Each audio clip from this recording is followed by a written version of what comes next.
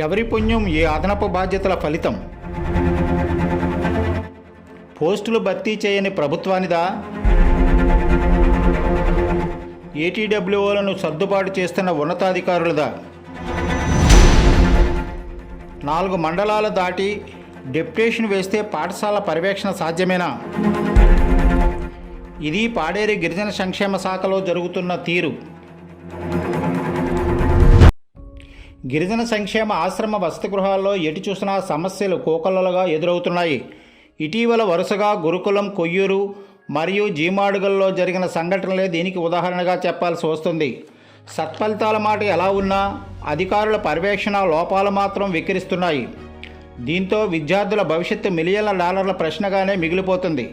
పాఠశాలల పర్యవేక్షణ చేయాల్సిన సహాయ గిరిజన సంక్షేమ అధికారులకు మాత్రం అదనపు బాధ్యతలతో కొరువు తీరుతున్నారు. దీనికి బాధ్యత ఎవరిది?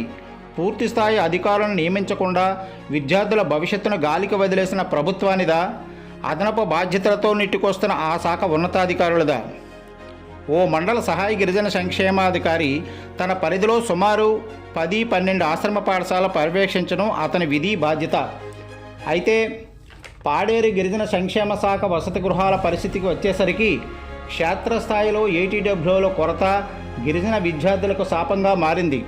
మండలంలో పాఠశాలల బాగోగులు, సరైన భోజనం అందకపోవడం, డిప్యూటీ వార్డెన్లు, హెచ్డబ్ల్యూఓల పనితీరు మెరుగుపరచాల్సిన సహాయ గిరిజన సంక్షేమ అధికారులు అదనపు బాధ్యతలతో తలమలకలవుతున్నారు. సరైన పర్యవేక్షణ లేకపోవడం ఈ ఫలితాలకు దారి తీస్తుంది. జీమాడుగుల మజాక మండల కేంద్రంలో ఇటీవల బాలికల వసతి గృహంలో జరిగిన సంఘటన పాఠకులకు తెలిసిన విషయమే. అయితే ఈ మండల సహాయ గిరిజన సంక్షేమాధికారి గత డిసెంబర్ 31న పదవీ విరమణ చేశారు. సమస్యాత్మకంగా నెలకొన్న ఈ మండలంలో డిప్యుటేషను లేక ఇన్ఛార్జ్ బాధ్యతలు పక్క మండలాల ఏటీడబ్ల్యూఓలకి అదనపు బాధ్యతలు అప్పగించాల్సిన నిబంధన ఉంది. జీమాడుగులను పాడేరు, చింతపల్లి మండలాల ఏటీడబ్ల్యూఓలకు లేక హెచ్డబ్ల్యూలచే బాధ్యతలు నిర్వహించాల్సిన తరుణంలో ఇప్పటికే పాడేరు సహాయ గిరిజన సంక్షేమాధికారిని ఉక్కుంపేట అదనపు బాధ్యతలతో పాటు రాష్ట్రంలోనే అతిపెద్ద పాడేరు ఐటీడీఏ పరిధిలో గిరిజన సంక్షేమ శాఖ డీడీ ఉపసంచాలకులు ఎఫ్ఏసీగా ఈమె వ్యవహరిస్తున్నారు. ఇక చింతపల్లి ఏటీడబ్ల్యూఓ 2 మండలాలైన జీకే వీధి, చింతపల్లి బాధ్యతలు నిర్వహిస్తున్నారు. జీమాడుగుల సహాయ గిరిజన సంక్షేమాధికారి ఆ శాఖ ఎవరిని నియమిస్తారన్నది ఉపాధ్యాయ వర్గాల్లో ఆసక్తికరంగా మారింది.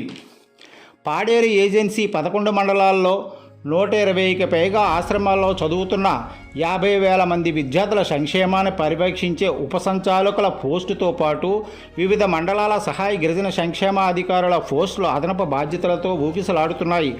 జీమాడుగుల విషయానికి వస్తే అదే మండలంలో హెచ్ఎంలు 2 ఇన్ఛార్జ్ బాధ్యతలైనా కొన్నాళ్ల పాటు చేయాల్సి ఉండడానికి ఉత్సాహపడుతున్నట్లు బోగట. నిబంధనలకు వ్యతిరేక పరిస్థితుల్లో ఏకం అధికారులు అనంతగిరి ఏటీడబ్ల్యూఓకి జీమాడుగుల అదనపు బాధ్యతలు అప్పగించేందుకు సన్నాహాలు చేస్తున్నట్లు విశ్వసనీయ సమాచారం.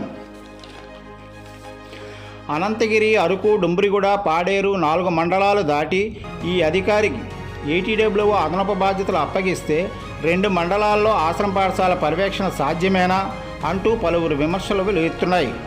ఉన్నతాధికారులు క్షేత్రస్థాయిలో దృష్టి సారించి నిత్యం అందుబాటులో ఉండి బాధ్యతలు నిర్వహించే హెచ్డబ్ల్యూలైనా ఇన్ఛార్జీలుగా నియమించి ఉత్తమ ఫలితాల సాధనకు కృషి చేయాల్సిన బాధ్యత ఎంతైనా ఉందని విద్యార్థులు కొందరు భావిస్తున్నారు.